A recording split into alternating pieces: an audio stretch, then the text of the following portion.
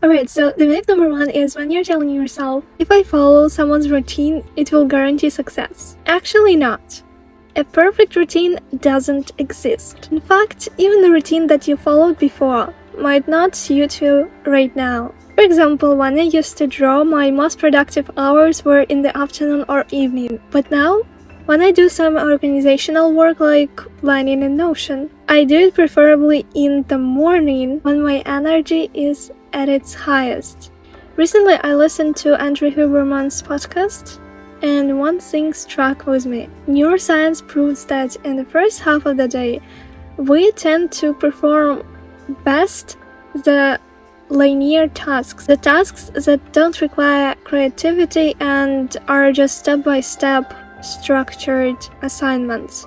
In the afternoon now, we are best at performing creativity tasks, so-called non-linear tasks. Depending on the tasks you do, your daily routine may change even every single day. The myth number 2 is all tasks are equally important. Imagine you write a long to-do list for tomorrow, and then you're gonna complete all the tasks for the sake of checking the boxes. But the problem with such approach is that there is no prioritization. You don't know what tasks are the most important. You just do all of them in the order you wrote them, not in the order of importance. I write from 1 to 3 missions for the next day. These are my primary tasks, non-negotiables, and unless I complete them, my day is undone, my day is unproductive. Then I have a list of secondary tasks like home chores. Myth number 3, balance is more important than intensity and passion. There is a misconception that consistency and work-life balance always help you win. While in some cases it's true, in others the extreme approach should be used. I read this in the book At Your Best by Carey Nieuwhof, where the author emphasized that passionate people are successful. Passionate people run the world. People like Elon Musk or Bill Gates were focused on one thing and achieved incredible results. Well, let's imagine if you start a YouTube channel. At the very beginning, you can film, edit, and upload the video all in one day. Obviously, over the long term, you will change this approach. But the truth is, balance is not always the answer to success. Next myth is early morning is the only productive day. Some people are early birds, some people are night owls. And sometimes you cannot even change it, it's your physiology. Depending on the time you wake up, you have different energy levels, energy zones during the day. This is also from the book At Your Best. The next myth is you need a lot of time to be productive and do good work. A lot of time is a subjective thing. For someone it is many weeks and months and years, but for someone 10 minutes is a lot. Let's take Matthew Dix for example.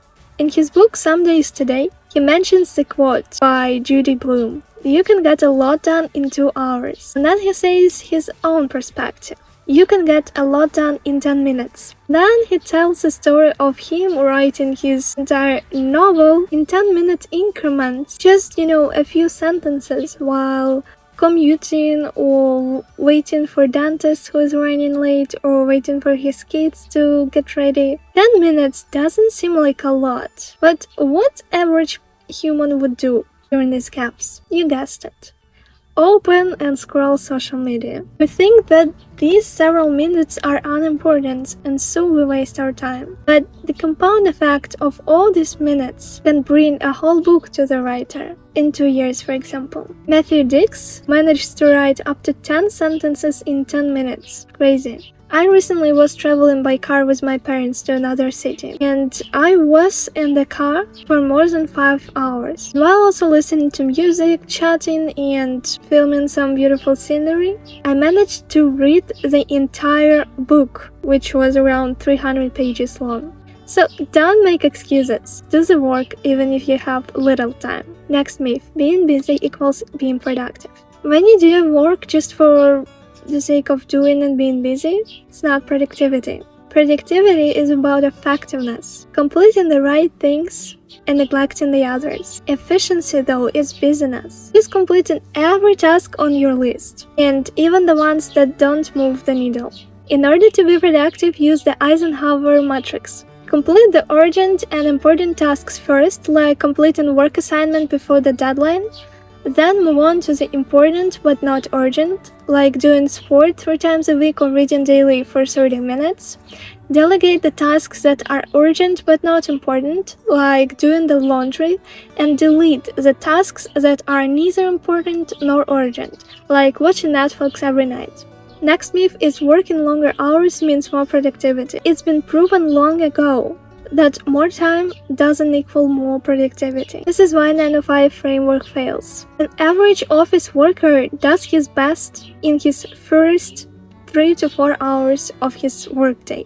It is natural for us. We cannot be at our best 24/7. In fact, we only have around 4 the most productive hours each day. That's why taking breaks is beneficial for us. Over several hours, our energy and focus tend to spike and fall down several times. That's why various methods like Pomodoro were invented. Next myth is learning more is always productive. Knowledge you get can bring a lot if you leverage it right.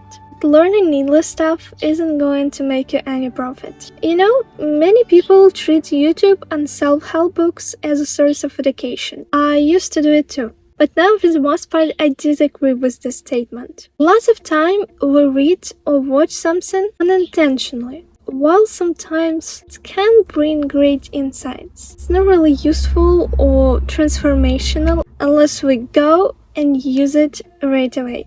So if you learn about a certain skill, it's really good to invest most of your time reading or watching or investigating or researching about it. But if you casually read or watch something with no particular intention to use it, then it's rather entertainment. For example, I read a lot of non-fiction books. Now I started to be more mindful, more intentional what I read. Currently, I focus on decision making and read and watch anything to actually help me make better decisions in life. So I use YouTube for 3 distinct purposes.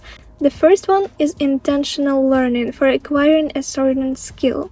It is, in fact, considered education. I also use it for SEO, market research, video ideas as a content creator, which is like work. And the third approach is unintentionally scrolling or watching something like movies or vlogs or YouTubers I look up to. It is entertainment. And the last myth is the more apps or tools, the better. It's popular to build systems now. Systems of calendars, to-do lists, file management, etc.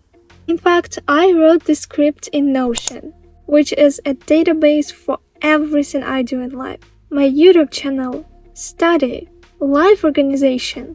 Basically, it can be used for anything. I write ideas, scripts, titles, descriptions, and much more here. But I hate complicated systems. And I used to hate Notion as well. It seemed so sophisticated to me, but now I found the right approach to it. The same applies to my task management.